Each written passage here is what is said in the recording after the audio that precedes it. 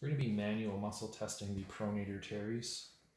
Again, in its name, Pronator Teres is primarily going to be doing pronation of the radial ulnar joints, but because of that humeral head, it's also going to do some flexion.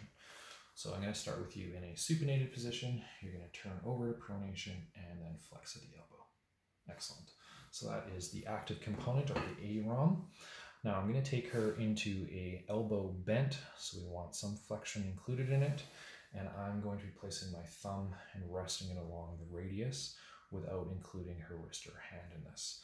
I'm going to be trying to turn her over into supination as she resists, therefore putting herself into pronation in that direction. So again, please do not let me move you. We're going to hold that for 5, 4, 3, 2, and 1. We're going to start back in a supinated position. I'm going to keep my hands in similar placement. I'm going to have her turn all the way over. Good. Pronation, pronation, pronation, and then add that elbow flexion at the end.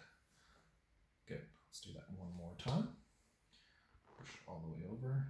Turn, turn, turn. Good. And then elbow up. Excellent. To lengthen Pronator Teres, we need to take both of those two components into place. So it did elbow flexion, so I am going to bring her into an elbow extended position. And because it was doing pronation, I'm going to take my thumb on that distal end of the radius and bring her into supination until I get a full kind of tissue lengthening feel. Right about there.